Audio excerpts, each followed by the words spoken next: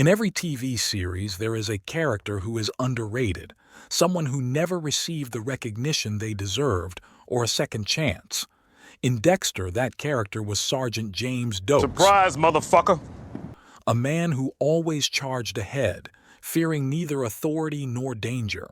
A former soldier, a true hunter guided by sharp intuition and impeccable experience. He didn't just do his job, he lived by the truth and believed in justice. But what was his fatal mistake? Was it his honesty, which forced him to say what others were afraid to even think? His fearlessness, which prevented him from backing down even in the face of the most dangerous enemy? Or perhaps the fact that he was the only one who never fell for Dexter Morgan's act? Doakes instinctively sensed that something was off about Dexter. He saw what others overlooked and refused to turn a blind eye. But in a world where evil masterfully hides behind the mask of good, the truth becomes a death sentence. His unwavering nature and determination made him a target.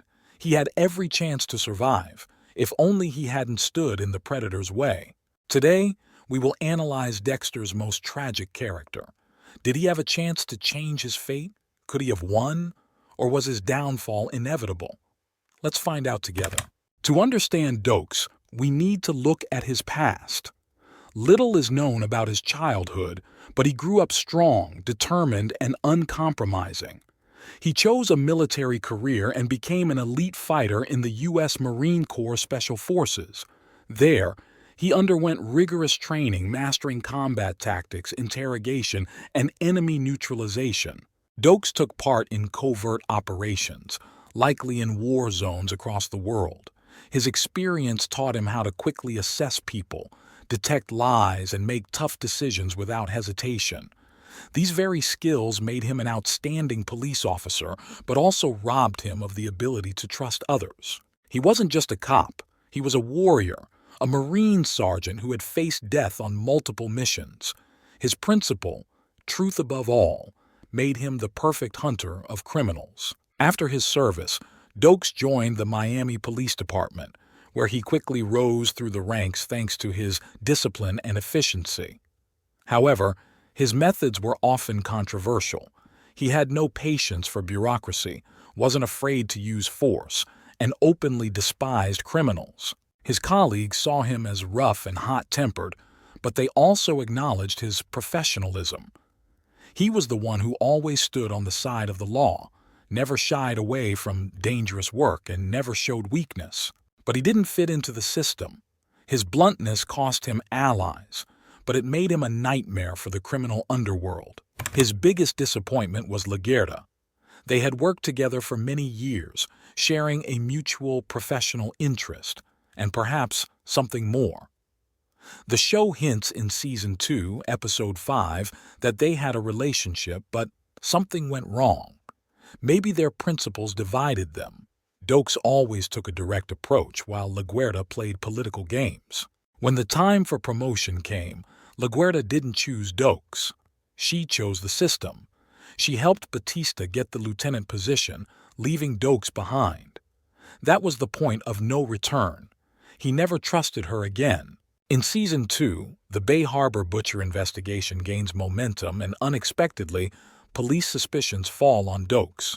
To his colleagues, he already seemed like the perfect suspect, always tough, impulsive, aggressive, and out of place in a bureaucratic system. The media and the public quickly picked up the story, and Miami PD officially labeled him the Bay Harbor Butcher. But Maria Laguerta was the only one who didn't believe it. Laguerta had worked with Doakes for years, and despite their differences, she knew he couldn't be a serial killer. She launched her own investigation, going against the official narrative. She refused to accept his guilt without real evidence. She tried to find alternative explanations. Who could have framed Doakes?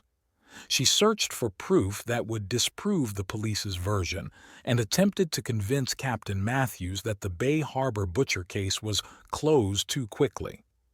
But the system didn't want to listen. For the department, it was easier to make Doakes the culprit and close the case than to find the real killer. The climax occurred in episode 12 of season 2 when Doakes died in the cabin explosion. The police found his burned body along with the remnants of evidence that confirmed his guilt. To the police, it was obvious. The case was closed. The butcher was dead. But LaGuerta didn't give up, even after Doakes' death. She kept digging, searching for inconsistencies in the case. She visited Doakes' family to offer her support and explained that she didn't believe he was guilty. She tried to find traces of the real butcher, even though she knew it was futile without evidence. But she couldn't prove anything. Doakes remained a serial killer in the eyes of society, and the world never learned the truth. But the most interesting part, his relationship with Dexter. Doakes couldn't explain what unsettled him, but he felt it in every fiber of his being. Dexter played the role of the perfect citizen, but Doakes knew, no one is truly without emotion. When Doakes met Dexter Morgan, his intuition immediately told him that something was off about the forensic expert. While others saw Dexter as a quiet and shy colleague, Doakes sensed something lifeless about him, an absence of normal human emotions. Because of this, he immediately started a confrontation with Dexter, constantly mocking him and watching him closely. It wasn't just antipathy, it was something deeper, possibly even an instinctive fear. As an experienced soldier, Doakes was trained to recognize predators, and Dexter was exactly that, even though he hid it behind the mask of an ordinary man. The relationship between Sergeant James Doakes and Dexter Morgan is one of the most intriguing dynamics in Dexter. It is built on constant tension, hostility, and an intuitive clash between two strong personalities. Doakes was the only one who sensed something dark in Dexter from day one, and this conflict became one of the key storylines of the first 2 seasons. From his very first appearance, Doakes is portrayed as a tough, principled cop who doesn't tolerate lies or deceit. He doesn't try to be anyone's friend, isn't afraid to speak the truth, and immediately provokes mixed feelings in others. Unlike his colleagues at the Miami Metro Police Department, who see Dexter as a slightly odd but friendly and helpful forensic expert, Doakes immediately notices that something is wrong with him. He can't rationally explain it, but his instincts tell him, this guy isn't real. From that moment, their confrontation begins. Doakes openly tells Dexter that he doesn't trust him and doesn't want to be around him. He calls him a creepy freak and constantly makes it clear that he doesn't see him as a normal person. This sets him apart from every other character in the series. No one else suspects Dexter's dark nature except Doakes. It's not based on logical analysis or evidence.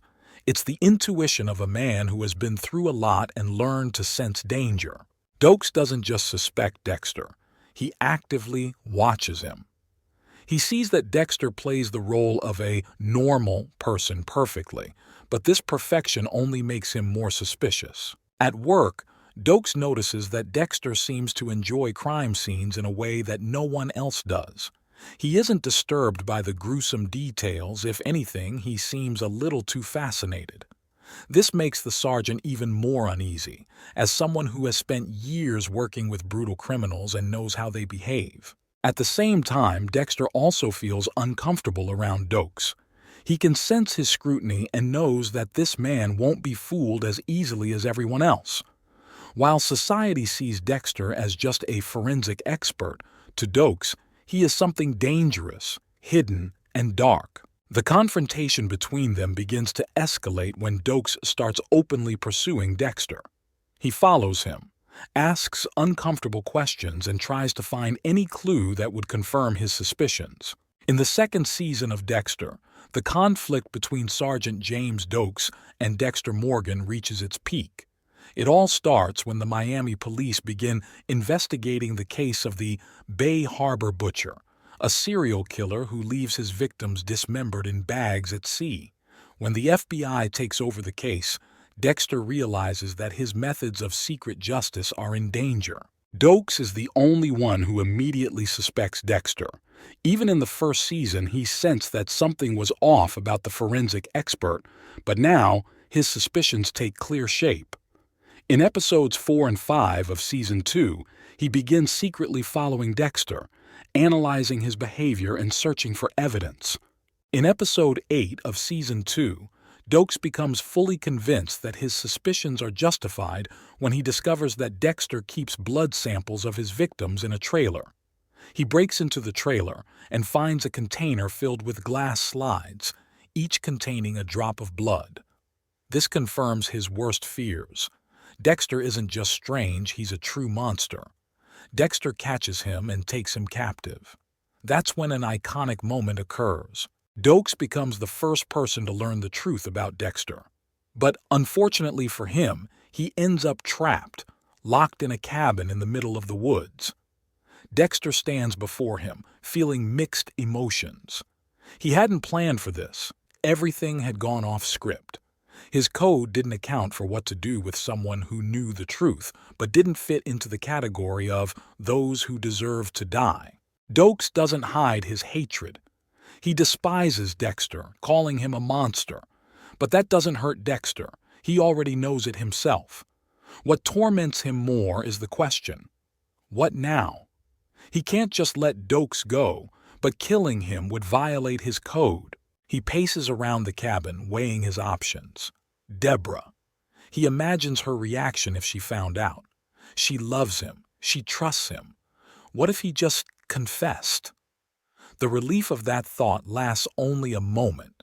He can't allow himself to do that. Dexter returns to the cabin and looks at Doakes. It's as if he's waiting for him to suggest a way out. But the sergeant only smirks and says, Dexter silently walks out. He feels the trap closing, not just around Doakes but around himself as well. Doakes tries to convince Dexter to turn himself in. He tells him that he still has a chance to live as a human being, that he doesn't have to kill him. He appeals to the remnants of his humanity, but Dexter can't let him go. That would mean his own downfall. In the end, the situation is resolved not by Dexter, but by Lila Tournay, who sets fire to the cabin. Doakes, handcuffed, has no chance of escape and dies in the explosion. To the whole world, he remains the one who was supposedly the Bay Harbor Butcher, making his death even more tragic. He was the only one who managed to uncover Dexter, but his truth was never heard. His death is not just a coincidence, but a cruel irony of fate.